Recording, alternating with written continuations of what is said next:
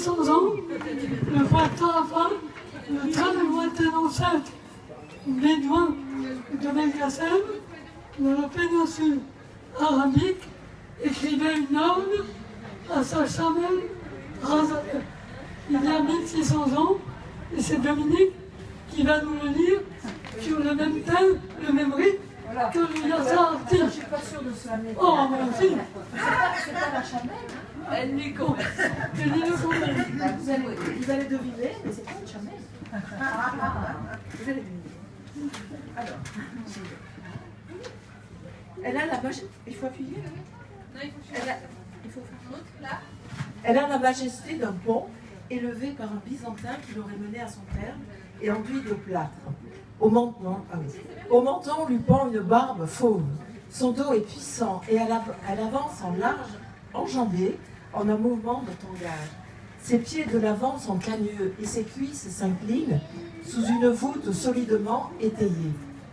Quand elle court, sa vitesse est telle qu'elle la déporte sur le côté.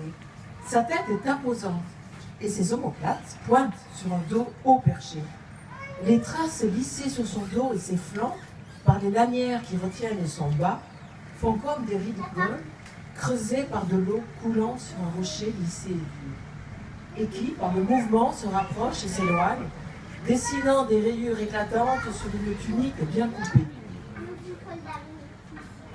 Son long cou, quand elle le dresse, est comme le gouvernail d'un navire voguant sur le Tigre. Solide comme un roc est son crâne, dont la suture rejoint un os dur et effilé, comme une lime. Sa lèvre, aussi souple que du cuir yéménite, sans la moindre craquelure.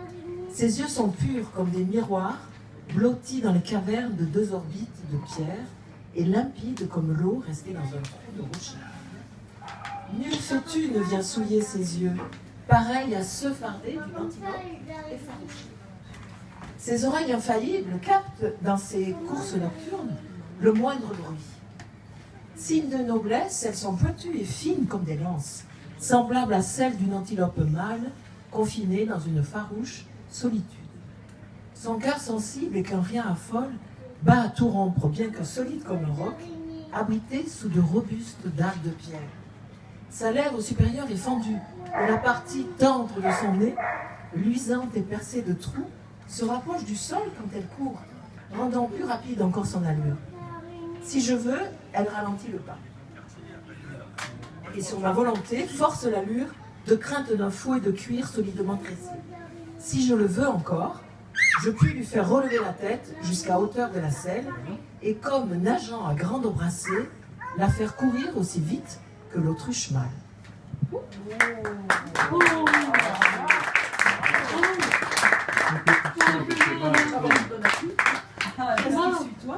On refait un bond de 1600 ans Vous avez trouvé dans le temps. Et, comme vous le voyez, les poètes tunisiens, et peut-être du monde entier, apprécient et adorent Victor Hugo. Et donc, il faut quelqu'un qui nous lise la fonction du poète selon Victor Hugo, ainsi qu'un texte du père de Foucault qui explique qu'un bon poème peut rapporter gros dans la séduction d'une jolie dame.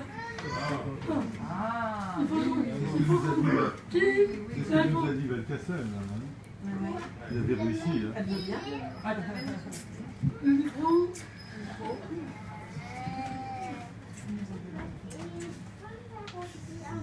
Fonction du poète. Le poète, en des jours impies, vient préparer des jours meilleurs. Il est l'homme des utopies, les pieds ici, les yeux ailleurs. C'est lui qui, sur toutes les têtes, en tout temps, pareil au prophète, dans sa main, tout peut tenir, doit, qu'on l'insulte ou qu'on le loue, comme une torche qu'il secoue, faire flamboyer l'avenir. Il rayonne, il jette sa flamme sur l'éternelle vérité. Il la fait resplendir pour l'âme d'une merveilleuse clarté. Il inonde de sa lumière ville et désert, Louvre et chaumière, et les plaines et les hauteurs. À tous, d'en haut, il la dévoile, car la poésie est l'étoile qui mène à Dieu, rois et pasteurs.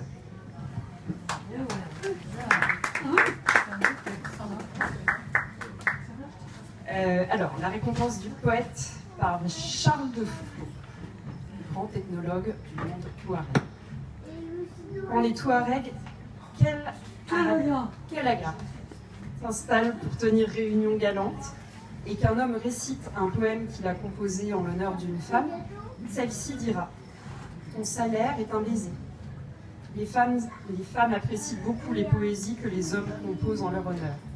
Les hommes reçoivent d'elles leur agréable récompense. Leurs désirs sont comblés bien mieux que par des baisers.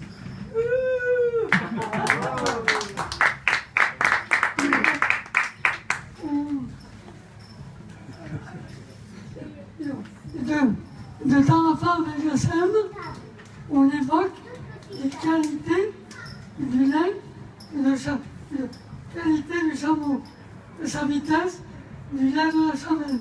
Mais on oublie ses productions moines, Laurence, c'est là que tu arrives avec les boucles d'oreilles. On oublie ses productions moines, sans doute, et Valentine aussi. Vous saviez pas que c'était un défilé de mode? J'avais Valentine d'oreilles comme celles que vous voyez aux oreilles de Laurence et de Valentine. Alors, crotte de chameau, Robin, il va falloir envoyer crotte de chameau. spécialement On fait une dorée crotte de à chameau. l'occasion.